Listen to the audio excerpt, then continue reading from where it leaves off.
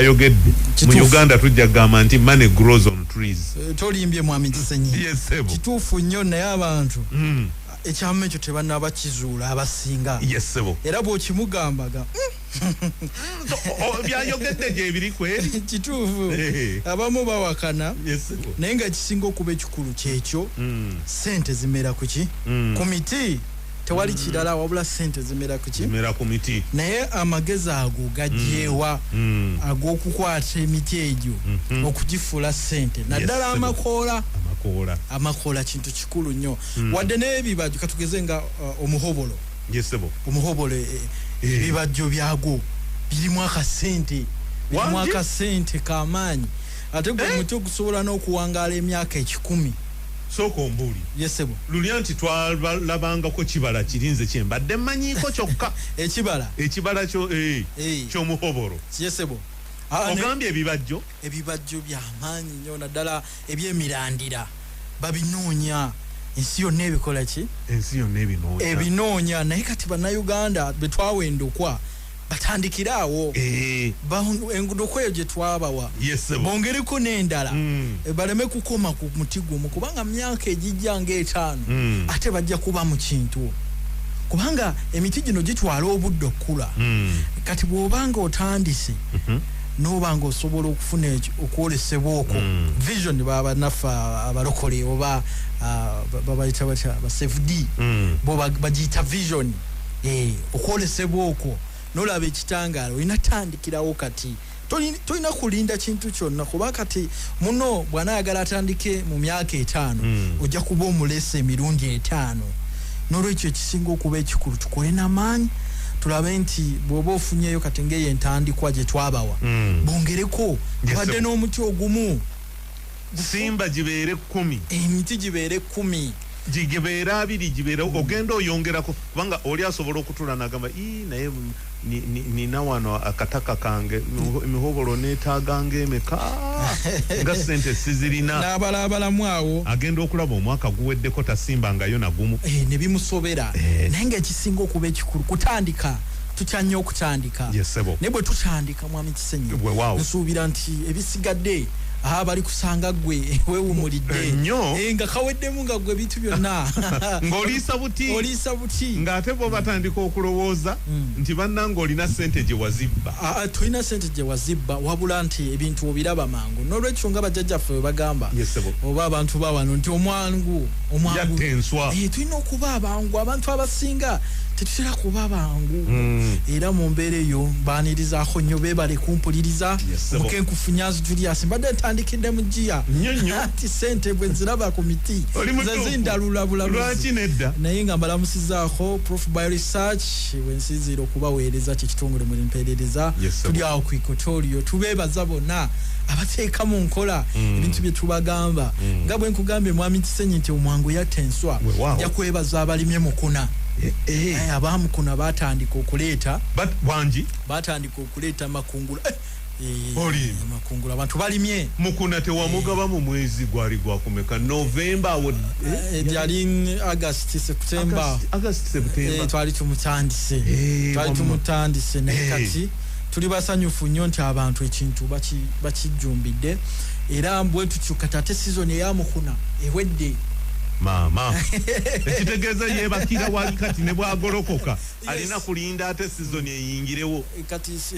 ensigo yaweddeyo obanga mulimu ensigo entuufu gye nabagamba ekola erodopa abagisimbye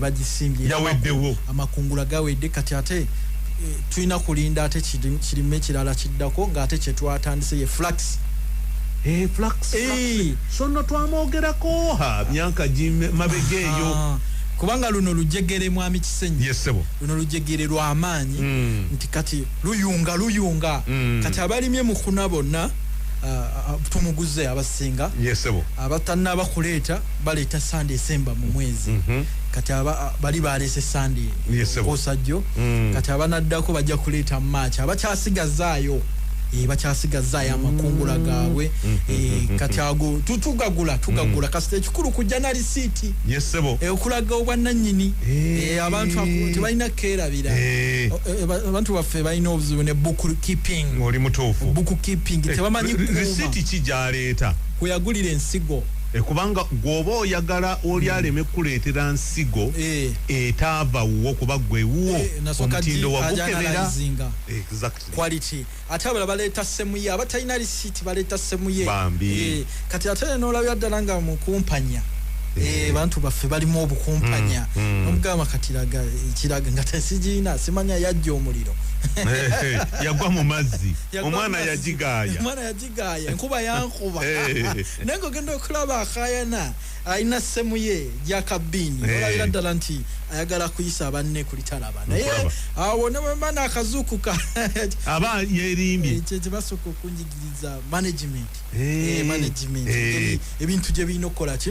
okutambulamu ekitukuba ekigo mu nseno n'emirimu ne gigaana okutambula management oba tukayite batya mu Luganda management ndowooza tugambe nti endabirira n'entambuza y'ebintu n'enjawulo n'emirimu nagyo giri omwo ebintu byonna bifa management naye nga twebaza bonna abafuubye okulaba nti balima kati bonna abalima mukuna season ewedde kati badde ku flax kati ku flax eyo bagiyita omega project flax balime kuba kati nafunye order mu Budaaki tani 10 tani 10 kamale n'okwetegereza wano order yange mwami Kisenyi tani 10 nafunye order y'amaanyi mu US ne Netherlands ya flax kati abantu baffe byebe birime by'enjagala flax balime bagala nsigo bagala oba bikamulemu butto bagala nsigo ate kati abalimye mukuna bozaawo flax adda bulungi nnyo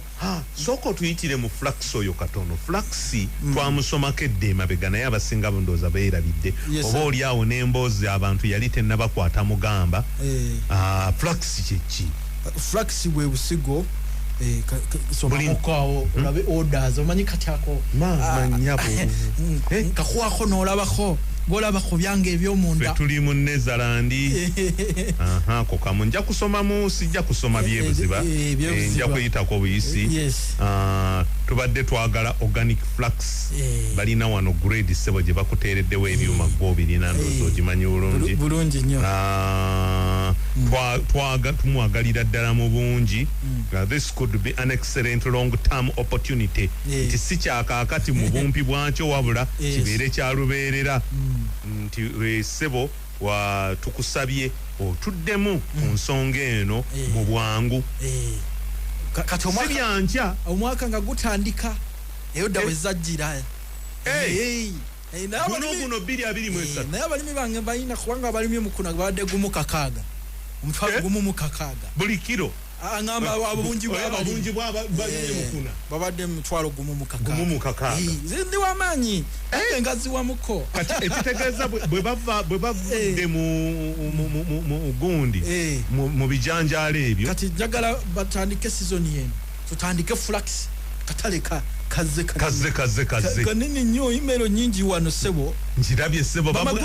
ebintu tebakugambye nti tujja kumwetaaga mu mabaga mu bwangu ennyo mu bwangu amanya abazungu bano kati banzikiririzaamu nnyo mu bintu bino ebya mobilization katono lwaba ate yali mu US ayagala metric ton 10 era itamu mpolampola ebyobuziba quality flax seed bannange flax seed omwami wuuno erinnya sijja kulisoma naye agambye hello Julius ebyo byamunda eno waffe we immediately are in demand for a 4 to 5 container organic flax seed mama nyabo you are surely known global wanjisebo yesebo bintu byonna we are looking to purchase zizo bazitaddewo bungi bwa flax babutaddewo n'ateekako omukono. Yes. Neriko neriko yataddeko kati bitwebyo bitambula ekitegeeza mu nsi bbiri olwedde flax ow'omu Uganda ali organic gwe gw'obadde obawaako mu butono bwayo nga gw'olimye eyo n'abalala kati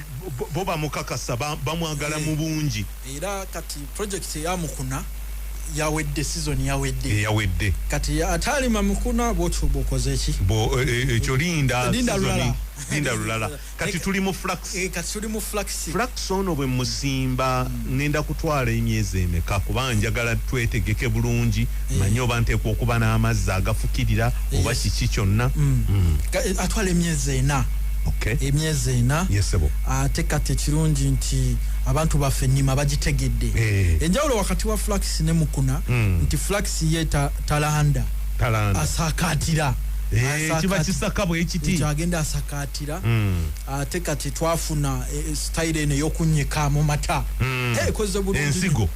bulungi ku mukuna abantu baffe basanyufu buli nsigo gy'otaddeyo n'esobola okudda wadde bangamba nesimbewo ne mbagamba nedda temumpika bannaye be bakutwala mu palamenti ate tunaddamu okulaba sirimu byabufuzi omuntu yenna tolina kuba politician okusobola okukyusa eggwanga lyo basanyufu nnyo abakadde n'ensente z'abakadde tebagenzeyo kusimba layini wangi bagambye tetulina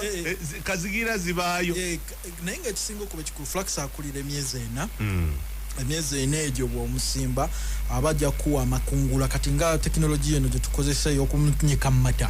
nga tutaddemu bambu pesticide oba trichodama obuka buli omuziyiza okuvunda osobola okufuna wakati wa kilo 2 ku 5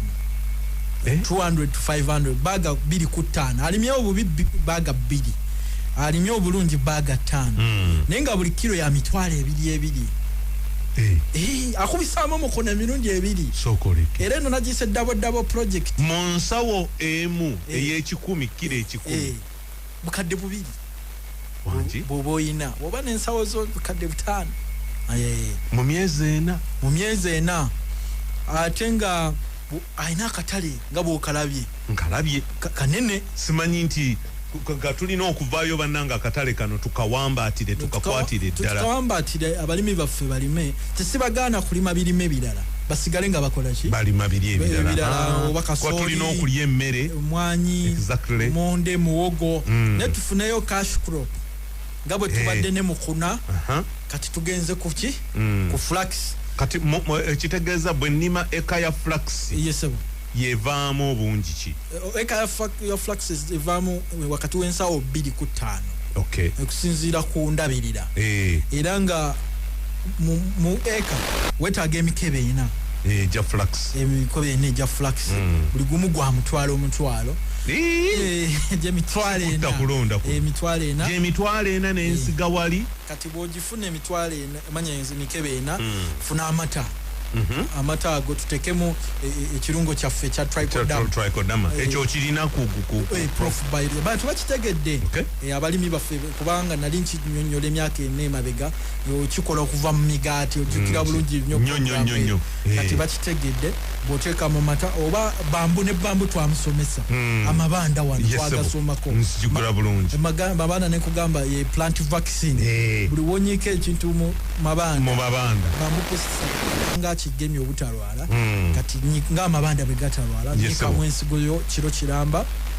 kati enjawulo ya mukuna ne flax nti mukuna twale tusima mita amabanga ga mita 4 oba futi nga 12 kati ate ono flax bigere bibiri kati osima akanya ka inchi 3 kusatu lugalo lwa wakati oba ebiseera bisatu ku lugalo olwo n'obukawo ebigere 2 kimu 2 n'osima akanya ka mulayini ebintu mu bisimbe muki si kino ekigere ekitambule oba ekigere ekisimbe otali luta ekigere kyennyini wensimbye ekigere simbewo n'ekirala eyo ze futi 2 abajjaffe baali bagezi wamma futi ekigere is a foot Bana indoze kitegeza buli janti ugana futi 2 kummeka kati kitegeza zono ziri futi 2 ebigere bibiri okay waba abasajja bamwanyiza abala abayina ebigere bwe birugogoma ebiwambo koma abasudani ekyo mu Sudani ndozo bogenda kusima kimunga kitundu naye kati okwewala ebyo ofuna akati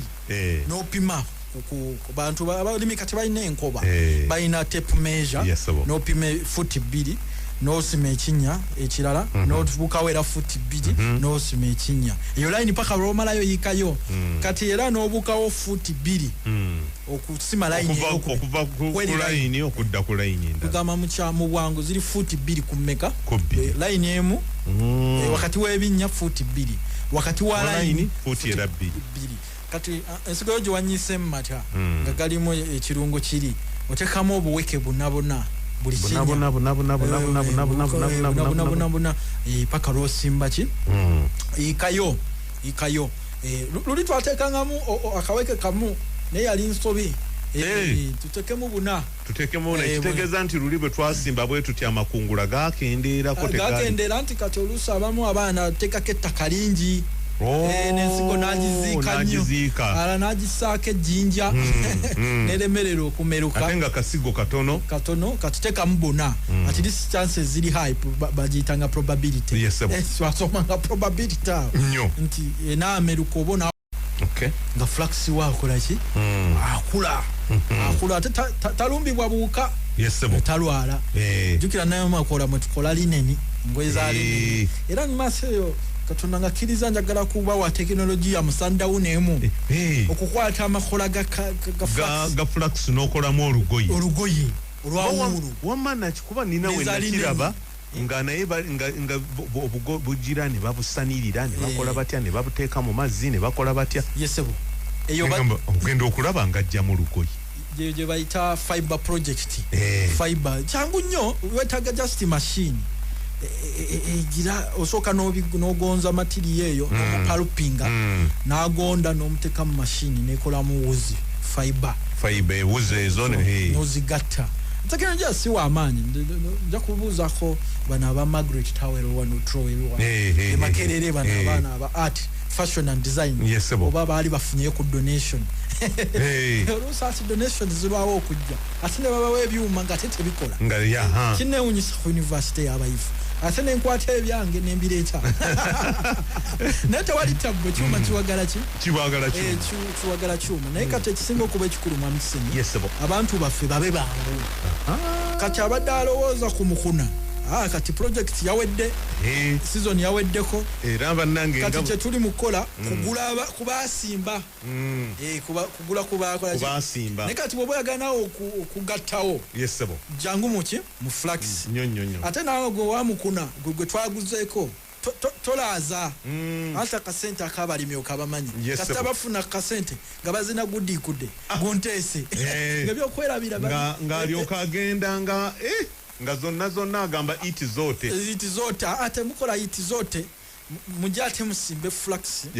ate bwe tunamala flax tudde ku kirime ekirala tuyinza okudda ku fenugreek ekijanjalo ky'abagereki ky'abayonaani nakyo kirungi kyenjagala abantu bakole crop rotation kugamba tuleme kutuuka nga bwe twalemera ku mukuna twasigala ku mukuna mwaka ku mwaka tugenda tukyusaamu n'ettaka nalyo ne lyeyagala ne lifunako ebirala crop rotation kubanga nti mukuna ajjeemu ebirungo byonna mu ttaka bw'omuzzaamu erodopo egenda gwa ebirungo byonna mukanadiini byonna bigenda kuggwamu ate batusale makise bannaffe bamagulu meeru tubanga abataasoma ku bya bulimi kati tukola crop rotation kati awabadde mukuna tuzeewo ki flax agenda kula bulungi kubanga mukuna ataddewo fertility n'abalina ensuku bamuteeke muki mu lusuku naye ng'ate abasimbe tebatya bayinza okugamba ye ate abasimba ku season eri nga bakyakungula omanyi basigala bakungula ekikulu kujja na lisiiti bagamba ekitegeeza nti omupya kati tayingira omupya season yaweddeko kati twagala tutwale bali abakadde abaliwo naye nga lisiti yabwe bagikuume bo bakimanyi badde babagamba lisiti omanyi eraga obwannannyini ndaba abantu bano babasiba ku ssimu tessimu nzibe nga talina bwaki nga talina bwannannyini ebintu bwe bityo naye kati tuyige bookkeeping ndowooza ne mu adult education bagisomesa kukuuma ebiwandiiko n'okuuma enkyapa n'okuuma driving permit enangamuntu lisiiti kyonna kyoguze ba ne fayiro genda ku nasalodi oguleyo fayiro box ebintu byonna oteeka omwo nalina profesa makenga ne bwagenda ku dduuka ayagala lisiiti wangi ne bwagula akatunda nga naye agamba nti olina lisiiti awo ne bwagula juice ayagala lisiiti ne mubuuza lwaki nangamba kino kikulaga okumanya ensasanyayo n'omanya nti oba olwana bakwongeza omusaala oba tebakwongeza naye nga alina record keeping kikulu naye nga ndi musanyufu nnyo abantu baffe njagala muyingire mu double project oyongereko kati mukuna badde bafuna mutwalo kiro ne kati flax wa mitwalo ebiri oba okubisizaamu emirundi ki ebiri kati awo tuba tutunira kye bayita industrial revolution tutandika okuyingira mu industry kuba bwe banaamala ate okulima flax ate amakola gano agasigaddewo tugakolemu owuzi engoye wuzi ze bakolamu lineni agulikako lineni wa bbeeyi olwokuba tumuimportinga naye kati omanyi kati luli mu science competition nali mu category zonna nali mu pathogen economy nali mu beauty and apparel nali mu engineering nali mu agribusiness anti buli wamu nateekangayo project omanyi versatility enkulu kati mu beauty and apparel era nabagamba nti tutinotandika okukola lineni kubanga abantu baffe balima flax bangi wano abantu abamu babeereyo mu office nga tebamanyi baani abalina biki naye kati bamagulumeeru bo balungi bakola investigation era bamanya nti mu Uganda waliyo Prof Bioresearch era ne bakuwandiikira ki era ndabye bazikuwandiikira bo bakettaketta dda bamanyi bakoma na kuwandiika n'okulinnya ennyonyi ne bakola ki ne bajja ne bitunyonyo bana abagoba ne mu misomo ne bajja balabire dda bagambe nti naye ono bw'atugamba biodiesel tabalimba asobola okuba naye mu butuufu nabo ne beetuukirawo ne bagamba nti mu butuufu tebakoma bukomi kwogera walk the talk nolwekyo ekintu ekyo njagala mwami kisenya abantu baffe bakiyingire kibayambe kati nga tuzayo ku projekiti yaffe manye ebadde by the way naye nga naye nkulu byonna birimu ssente projekiti yaffe yali yabana ate abakamula nakozeyo wano sabuuni kasabuuni kano akapayini nakakomera kalungi nnyo sookoleete tulabe what did the hydrosols kati ya payini kati eri kakonko kikamazzi omuntu n'akola ki banjagala ndabe bekawunya okuwunya kuno kati anti bo tebongeramu kawoowo wamma kapayini kali amazzi kapayini kano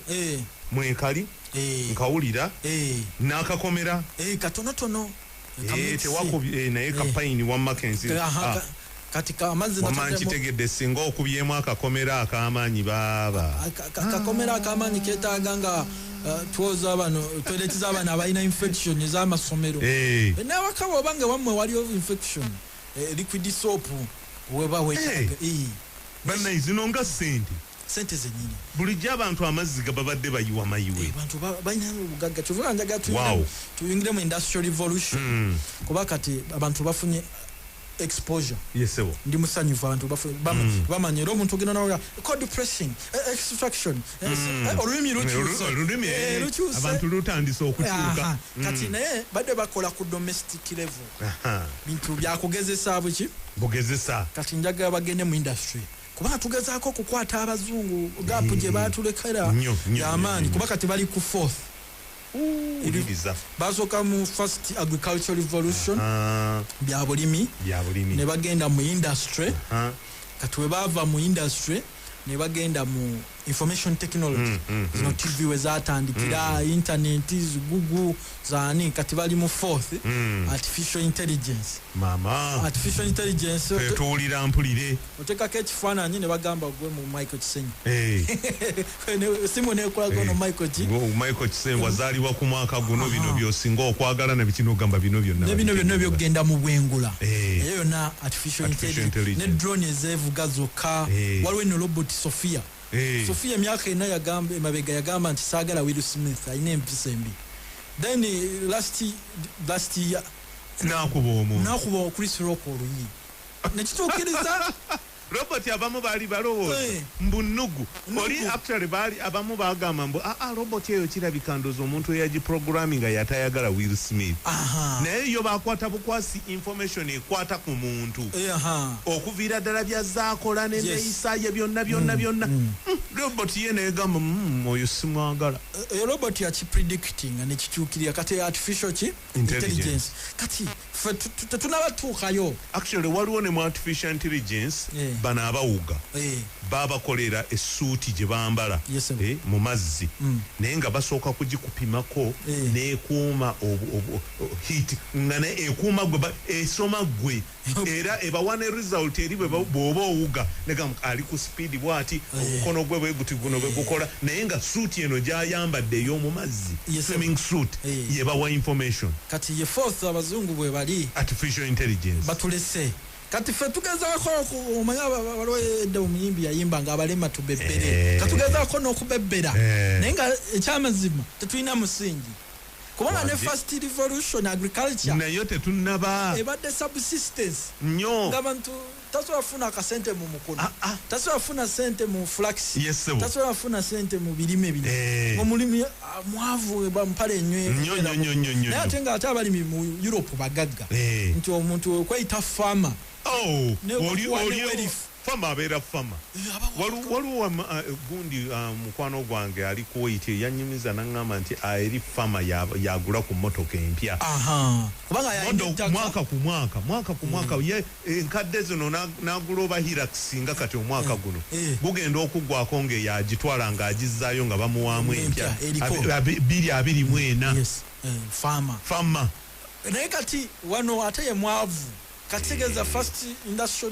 first revolution ya agriculture tetwagifunamu nene obuzibu bwenabulaba nti abantu basobola kufuna mu first revolution ya agriculture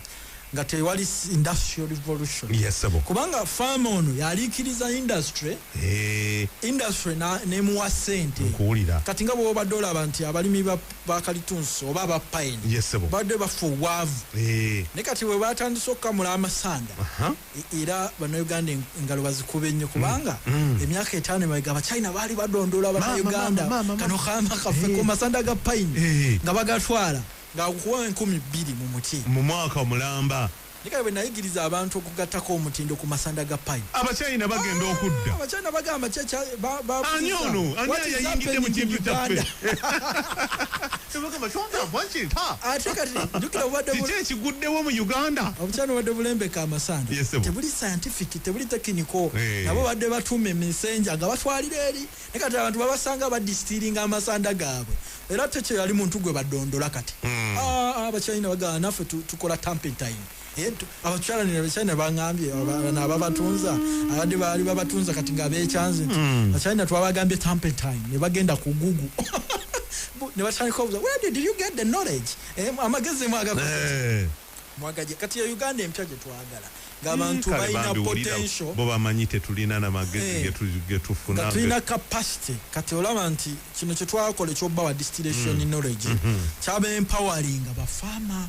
abali mu agriculture abali mu ntangawuzi abali mu kulima ekisubi abali mu kulima kalitunsi kati abali manga herbs ne spices ola kati bana abana b'okukubo abatundanga ebimuli kati bali mu distillation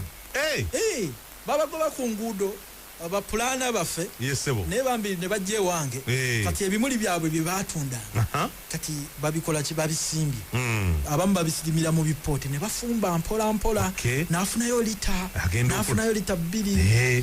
kati abantu bwe batu kyenjagala abantu babeereko naye kati olwedde abalimye oba kati ne bakola kati nga bwamwami Ssebunya Wamisolunya kati abadde ku commercial. Kati njagala agende ku industrial. Birimu enjawulo. Anti kati efuke industry nga mulaba mukwano. Aleme kubeera waka wakolera. Akole factory. Mbutere. Wetu tuchenjagaze. Ye project yo double. Kati omuntu tumuyambeko abadde mu commercial, adde mu industry. Abadde mu domestic obamanyi bana abatandika. Mpola. Badde mu commercial. Bekubisemu. Kitegeza tulinya ddala ku ddala abadde ayiwa amazzi. Aga hydroso. Kati tumunyigiriza okukola mu sabuni. Industrial level. Chenjagala kati nga ekintu kiri bwekyo omanyi industry they just mix tebadda na mukubona abo obo balaba basinga ba importinga ne ba mixinga mu amazzi ne bateeka kati oli aba ina litalo nga lumutwale ez'amazzi kati kyalina okukola je waffe nafunayo mixer kati mixer ya mitwalo 20 oba n'abakamula oil kati tugenda bawo omusomo gwa bwerere ogukola liquid soap organic liquid soap ogukola ne shampoo nkuulira tumuyigirize kati atandika okutunda amazzi ago bw'aba abadde n'essomero mayika twaliwo abasomesa abaafuna kusitira lwakiri akasente banaakajja mu bazadde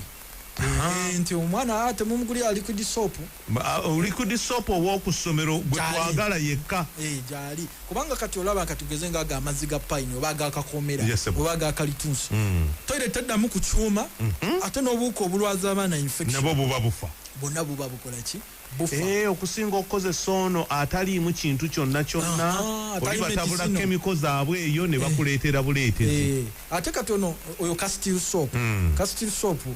tumukola mu vvu ne buto w'ennazi tujja mwogerako katono emabega castil soap abazungu kati gwe bakozesa tabaamu kemiko liba vvu batandise okuva mu bikemiko abakopa bajjajjaffe bamikisinga ennazi nevvu lya ebikola by'amapapa bakola kye bayita castil soap kati castil soap tabaamu zi sulfur tabaamu zi BPH zi chemicals kati awe double project wenjagala abadde alima mukuna nga afuna mutwalo alime flax afuna emitwalo 2 abadde akozesa ka domestic distiller adde ku commercial kati kyokola kati oleta kali ka domestic noyongera ya kasente katono ne tudda ku commercial omuntu obadde ofuna kalita kamu kati genda ku lita 5 abadde afuna 5 genda ku lita 10 abadde akola lita 2 genda ku lita meka awo bwe tugenda okula mu revolution yaffe si ya byabufuzi yaffe ya byanfuna twagala abantu beyongereyo naffe tugambe nti yes ekyuma kiwagala ki kyuma nolwekyo yeyo sebo enteekateeka nga bwetambula era tujja kwongera ogitegeeza abantu zisagala omuntu asigala ku level ki yemu mwaka ku mwaka twagala tuukako nga okwatagana ne banno era sebo tuli awo ku ekotorio Prof by research wotukola ki bw'otusanga osobola otukubirako ku 0702 06 mukaaga 52 njiddamu eri 0702 06 weewaawo mukaaga 52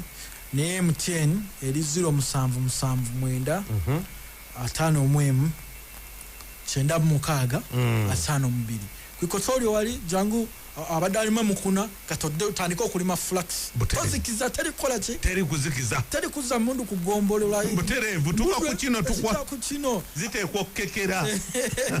paka lwe tunagamba yes indeed tutuse kulyengedde nnyo